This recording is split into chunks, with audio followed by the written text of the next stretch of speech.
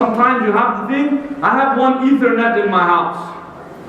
You want the computer? Okay, right in front of us. You want cartoon? No problem. Spider-Man 1967 episode 1. My kids still laugh at me. Sit, shh, shh, shh. And we sit there, what? A little fun? No problem. Paw Patrol? Okay, no problem. So, where is the sacrifice for us? Where is the sacrifice that we are doing as a community? Only object for us is better standard of living, more enjoyment and more pleasures. Al-Hasan, the son of Ali radiallahu anh, and may Allah be pleased with both of them, said that I saw Uthman radiallahu anh resting in a masjid, covered with an ordinary blanket. When he was Khalifa, covered with an ordinary blanket, and he had no personal guards when he was Khalifa. And when he woke up in the morning, the marks of the stone showed on his side, and people said, Hada Amirul Mu'minin, this is the commander of the believers, this one. So this was Uthman radiallahu anh, who was extremely rich. He bought the well, he gave it to the Muslim, he gave it to everybody. Anybody who wanted a drink, he gave it to them. So where's our sacrifice? Second type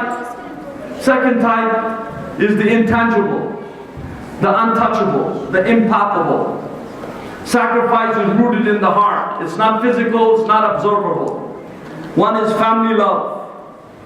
It dominates all of us, our kids, and so on and so forth. If my kid has a fever, I can't sleep at night. I'm a little extreme in that, but I got every time one of my kids, when they were small and have fever, I do not sleep well at night all the time. Just come checking his head. Oh, his fever's up. I'll give him time now. His fever's up. So I raised my kids like that. My wife had to deal with it. That was her jihad. Oh, was I supposed to say that word?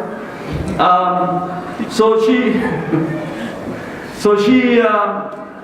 had to deal with somebody like me. But so you love your children so much. Prophet Ibrahim alayhi salam, he went against his father, sacrificed his son, and there's a ram that was there. Nuh alayhi salam, his heart was heavy, and Allah subhanahu wa ta'ala said, look how Allah subhanahu wa ta'ala described Nuh alayhi salam's son. إِنَّهُ عَمَلٌ غَيْرُ الصَّالِحِ, that verily he is a deed not righteous. That the son is not a righteous deed. That he is a deed from you, she is a deed from you. Your children are your deeds. So be careful that how your deeds are. Second, your friendships. You also love that. How many people have good friends? We are very good at saying, oh, Assalamu alaikum, and so on and so forth. As soon as a person leaves, oh, he's so and so, he's like this, he's like this, he's like this. No? Is not true? Huh? Oh, you think that they're best of friends. As soon as they part, they hate each other. And this is something that we have, that we don't have, maintain good friends. Friendship should be solid. We should not be high maintenance. Ever had a high maintenance friend? Anything you say, he's upset. No? Huh? You never had a high maintenance friend? Sisters never had a high maintenance friend? We have a lot of high maintenance people. Do you know that? Especially when they come to the mosque, because they deserve more. Why do you tell me to walk in line here? Who are you? We don't do that outside. We don't tell people outside like that. So friendship also has to be given sometimes. You are the average of your friends. Do you know that? That's why you never succeed sometimes. You're the average of your friends. That's why when kids go out, parents say, oh, they're kids. But your kids are the average of the friends that they're hanging around with. You understand? Ali radiallahu anh said, blame your deeds for losing your close friends. Blame only yourself, meaning your deeds, to lose a close and good friend. Abdullah ibn Mas'ud radiallahu anh, he built a home, and he called Ammar ibn Yasir radiallahu anh, he said, come let me show you my home. Do you know what Ammar ibn Yasir, he said to Abdullah ibn Mas'ud? Do you know what he said after seeing the home?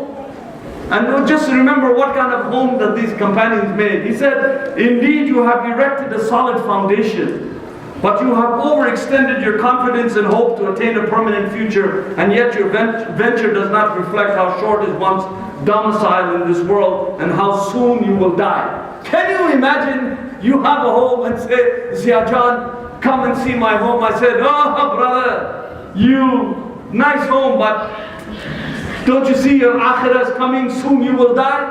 You will kick me out of the home, you'll never speak to me after that ever again. True? So sometimes you have to be able to sacrifice your egos also.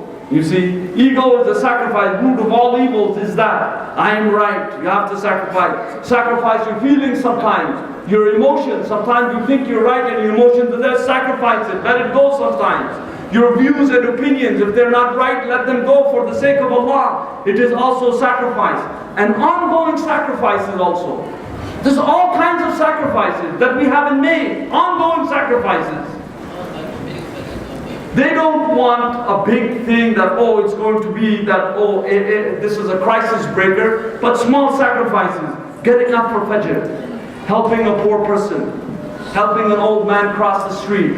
Picking up the grocery. Driving somebody that needs a drive. These small kinds of sacrifices are there on a daily basis. You know, when you drive in a storm, you're always very careful. It's stormy. But when it's a sunny day, you're on your text and doing all of these things. And Allah subhanahu wa ta'ala, you hit something and there's an accident because you're not paying attention. So those are the times that you need to be able to give those little sacrifices day in and day out. I'm just running through the lecture and just trying to be cognizant of the time.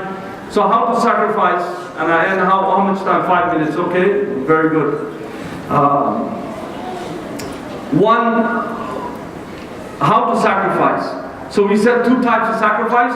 One is touchable, one is not touchable. One is inside, one you can see. How to sacrifice? The love of Allah subhanahu wa ta'ala, first and foremost. How much do you love Him? That's, you have to see that. How much do you love Allah? It shows in your deeds. وَالَّذِينَ آمَنُوا أَشَدُّ حُبًّا لِلَّهِ. The ones who believe, they are very severe in their love of Allah.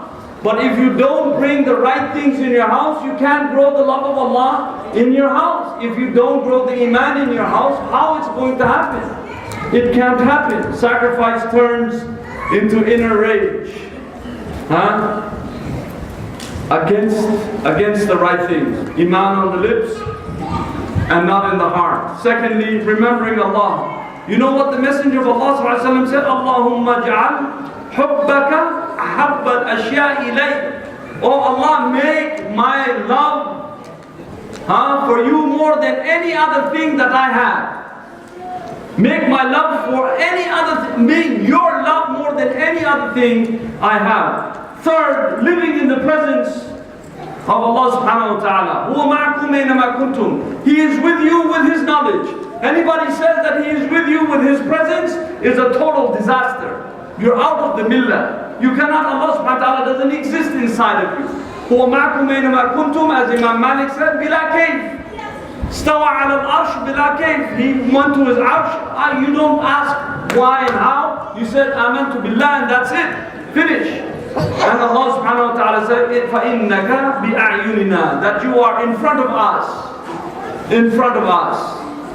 So how Allah subhanahu wa ta'ala watches and sees, that is for Allah subhanahu wa ta'ala. Fourth, the meeting with Allah. You will have to meet with Allah one day. Do you realize that? It's a serious thing. You know, our kids, they can't keep control. You know why?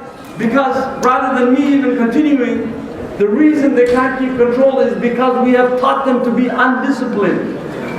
And we have given them things that actually it's not their problem, it's our problem. If a 3-year-old is running, no problem. If a 4-year-old, but when a 7, 8, 9, 10-year-old cannot sit properly, then it's a problem from us. That we haven't taught the right kind of, given them the right stimulus.